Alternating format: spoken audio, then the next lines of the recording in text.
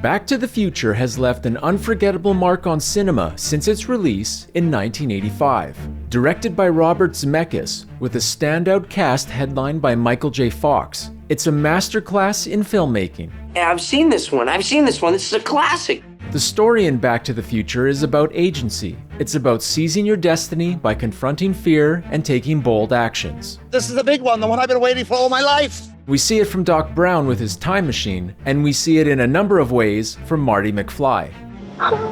Now, at first glance, it may seem obvious that Marty is the film's main character. After all, Michael J. Fox's name tops the credits, his face dominates the posters, and his character has the most screen time, guiding us along from beginning to end. But could it be that another character's journey defines this story's heart? Hey, McFly!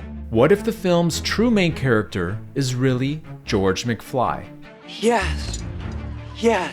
And don't get me wrong, this is not a criticism of Michael J. Fox or the Marty McFly character, and it's obvious the friendship between Marty and Doc Brown is key in shaping the film. But to understand who truly drives the film's arc, let's dig in and look at the role of a protagonist. The main character in a film is typically the protagonist, often on a journey with two types of goals: the external and the internal. The external goal can be described as the visible mission, what's being chased in the plot. The internal goal is subtler. It's a personal need or flaw to confront and overcome. I'm writing this down. This is good stuff.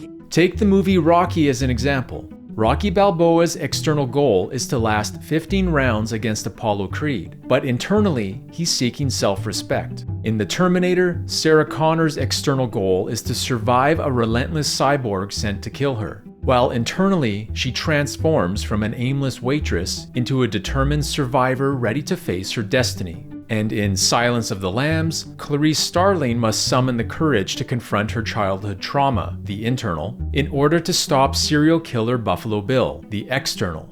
It makes perfect sense. So let's apply this to Back to the Future and test who carries the film's arc. Marty clearly has external goals in the film, a few goals actually that are clear and urgent. After traveling back to 1955, he accidentally alters history by saving the teenage version of his father from being hit by a car, meaning his parents won't fall in love, they won't get married, and won't have kids. So Marty must ensure his parents fall in love, or he'll cease to exist. And he also has the challenge of returning to 1985. Next Saturday night, we're sending you back to the future. And he's trying to save Doc from being shot. All of these stakes, or goals for Marty, propel the story. But what about his internal journey? At the movie's outset in 1985, Marty is already a pretty confident teen. He leads a rock band, he's a daring skateboarder, he has a solid relationship with Jennifer, and in 1955, he boldly stands up to teenage Biff. Now, that's not to say Marty is confident about everything in his life. His band's failed audition early on in the film makes Marty doubt his abilities. Nah, I just don't think I'm cut out for music. But these worries remain fleeting, never shaking his core confidence. It's like Doc. Yeah, I know. If you put your mind to it, you can accomplish anything. So overall, Marty starts bold and he stays bold. Now let's look at George McFly. When we first meet middle-aged George in 1985, he's little more than a shadow of a man, submissive to Biff, detached from Lorraine and his kids, resigned to a life without ambition. And you're right. You're right. When we go back to 1955, we see George is pretty well the same, submissive to Biff and mocked by his classmates. He seems like a loner paralyzed by self-doubt, afraid of his science fiction writings being rejected. No. I never let anybody read my stories. But when Marty interferes in his father's life, Marty is able to slowly but surely help George overcome his cowardly ways. George, there's nothing to be scared of. All it takes is a little self-confidence. So George has goals of overcoming his cowardice, standing up to Biff, and winning Lorraine's love. The payoff comes in two pivotal moments. First, George punches Biff to protect Lorraine. Then, at the dance, he pushes aside a rival and kisses Lorraine, securing the timeline and, unknowingly to George, saving Marty. Now, these aren't just plot beats. They're George shedding his fear. At the end of the film, back in 1985, we see George has transformed. He's fit, assertive with Biff. Now, Biff, don't con me. has a strong relationship with Lorraine, and he's become a published author. Like I've always told you, you put your mind to it, you can accomplish anything. So if we look back at Back to the Future as a movie about transformation and overcoming fears of failure, George is its center.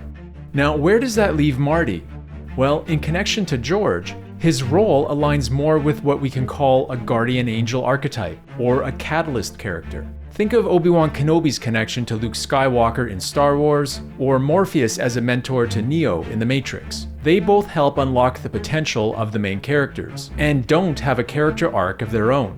Marty's efforts in uniting his parents fuels George's victories of defeating Biff and kissing Lorraine. Marty facilitates, George evolves. Now, this isn't to say Marty doesn't have any personal journey in the film. He does find out more about his parents, that his mother's claims about her teenage years were a lie, and that his father wrote science fiction stories. Get out of town. I didn't know you did anything creative. Having the same doubts about his creative work that Marty has with his music. I guess that would be pretty hard for somebody to understand. No. No, not hard at all. But beyond Marty getting to perform music in front of a crowd, which he earlier worried about never getting to do, we don't see Marty overcome any deep internal struggles. Well, let's consider the film's resolution. When Marty returns to the changed 1985, George is thriving, Lorraine is vibrant, Biff is humbled, yet Marty stays his same bold self. The real emotional weight lies in George's journey, from a broken man to one who's claimed his dreams. That scene at the end, with George's novel arriving, isn't just a win for him. It's the film's heart, the payoff of a character who's faced his fears and won, whose transformation carries the story's deepest meaning. Now, it's worth emphasizing that Marty remains the film's anchor, the face of the franchise, played to perfection by Michael J. Fox. He drives the narrative forward, and his friendship with Doc Brown, whose time machine sets the story in motion, grounds the entire trilogy's enduring appeal. It's a very interesting story, future boy. Yet, in another sense, George McFly claims the role of the first film's true protagonist. He's the one who changes, who overcomes fear to embrace his potential. And with all this in mind, what Back to the Future is remarkably doing is splitting the traditional protagonist journey between these two characters. Marty handles most of the external stakes, like fixing the timeline and getting home, while George shoulders the internal arc, evolving from a timid dreamer to a confident author. This division is unconventional, yet it works brilliantly. The goals of Marty and George are interwoven to tell a story greater than either could alone.